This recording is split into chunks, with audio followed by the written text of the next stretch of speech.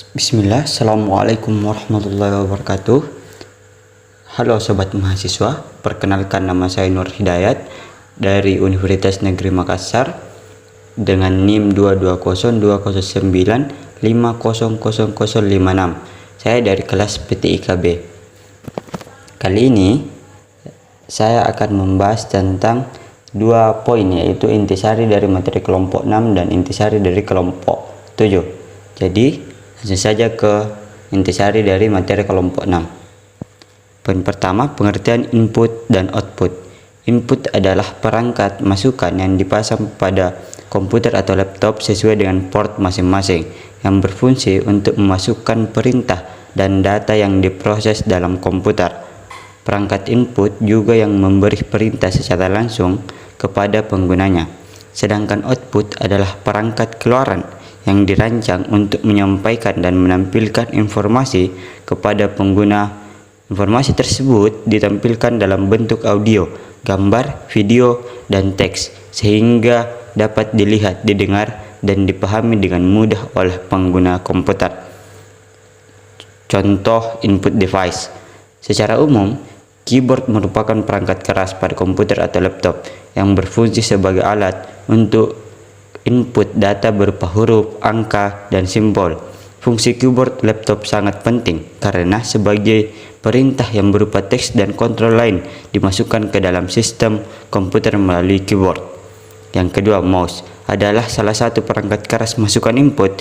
Fungsi utama mouse sebagai alat penunjuk atau pointing device. Selanjutnya, joystick adalah perangkat input digunakan mengontrol pergerakan kursor atau pointer di perangkat komputer. Fungsi joystick sebagai besar digunakan untuk aplikasi game dan terkadang juga digunakan pada aplikasi grafis.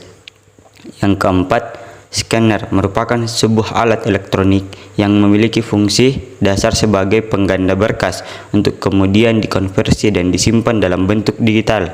Yang kelima, barcode reader. Mungkin kita bisa melihat di toko-toko swalayan.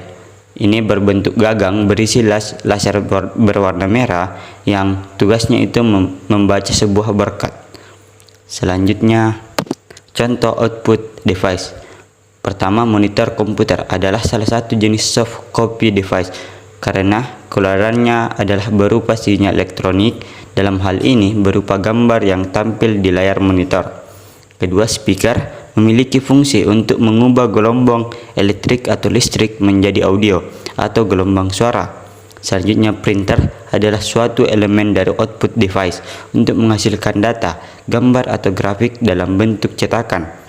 Selanjutnya, proyektor adalah sebuah alat optik yang digunakan untuk menampilkan gambar di sebuah layar proyeksi atau permukaan serupa. Selanjutnya, headset merupakan gabungan antara fungsi mendengarkan audio dan berbicara atau berkomunikasi.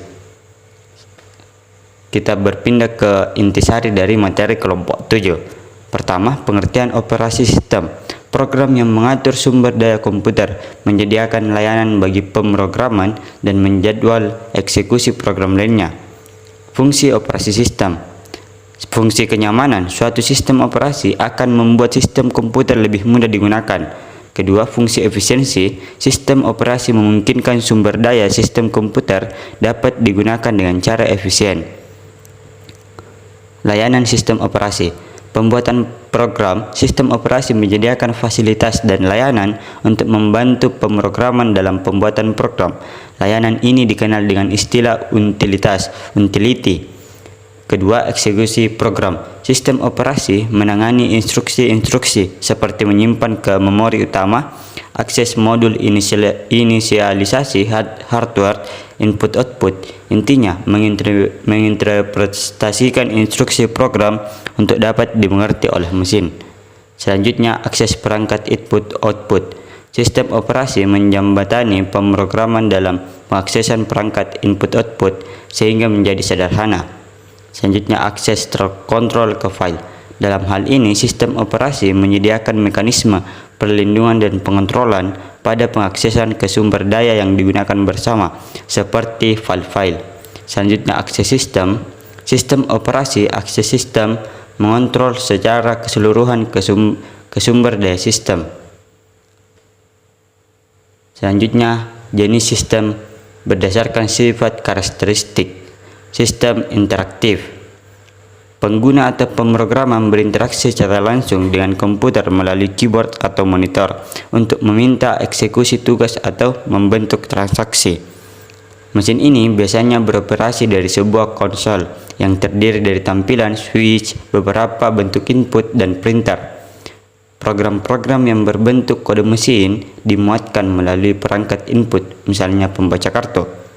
Bila sebuah error menghentikan program, maka kondisi error ditandai dengan nyala lampu. Sistem ini memiliki dua kelemahan, yaitu masalah penjadwalan operasi dan waktu setup yang lama. Sistem yang kedua yaitu sistem batch. Sistem ini kebalikan dari sistem interaktif. Program pengguna ditampung bersama-sama dengan program lainnya, kemudian diserahkan kepada operator komputer. Setelah program diselesaikan, hasilnya dicetak. Sistem ini sudah jarang digunakan, terutama untuk batch murni. Untuk sistem batch yang sederhana biasanya tidak efisien pada pengguna prosesor, karena terdapat banyak waktu tunggu bagi prosesor. Hal ini terjadi karena perangkat I/O yang lambat. Untuk sistem batch yang canggih, kondisi menunggu tersebut digunakan untuk mengerjakan program lainnya. Mungkin cukup sekian dari penjelasan intisari dari kelompok 6 dan 7. Sekian, Assalamualaikum warahmatullahi wabarakatuh.